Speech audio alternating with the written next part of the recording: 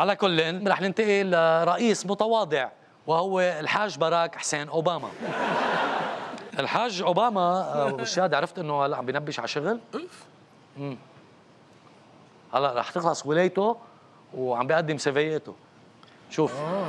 You love sports. Why did you volunteer to work for one of the teams around here? Is this the Washington Wizards? I understand you're looking for some coaching help. Let's just say I coached my daughter's team a few times. Hello? Hello?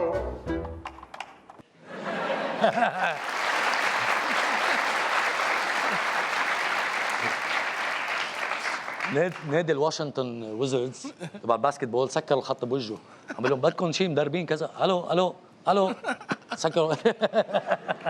وين ما معه حق يفتش على شغل الزلمه؟ بلا عنده بنتين برقبته، شو بيعمل فيهم ساشا وماليا؟ هول شو ما عندهم مدارس؟ ما عندهم قسطات مدارس؟ قسطات جامعات؟ هيك بس يترك يخلص ولايته شو بده يعمل؟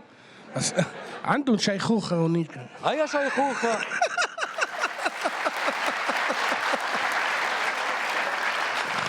ضمان شيخوخه. مرته لحالها، مرته ميشيل شو بتعمل؟ عم تقصد براد وغساله. هيا جايبين تلفزيون 55 انش ما عم بيقسطوه؟ شو بده يلحق؟ لا يلحق المعطر.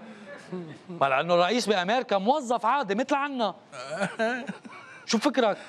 يعني تخيل الرؤساء عنا نحن هون شو ممكن بعد يشتغلوا بعد ما يخلصوا ولاياتهم؟ شو؟ تعال فكر فيها. شو عم تحكي؟ مثل عم بقول لك هذا الرئيس لحود بس ترك بعبده قتلوا حالهم عليه البلاجات. صاروا يدعوا له بدنا متر ناجور، بدنا حدا خي تعطي كرات سباحه للاولاد. شو فكرك؟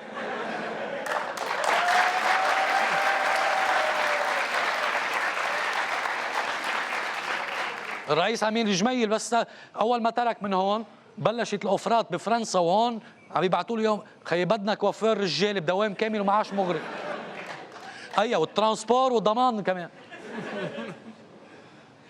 فكرك الرئيس ميشيل سليمان بس خلص ولايته. هو قبل ما يخلص ولايته قد ما كان عم بيحكي عن اللغه الخشبيه باخر عهده.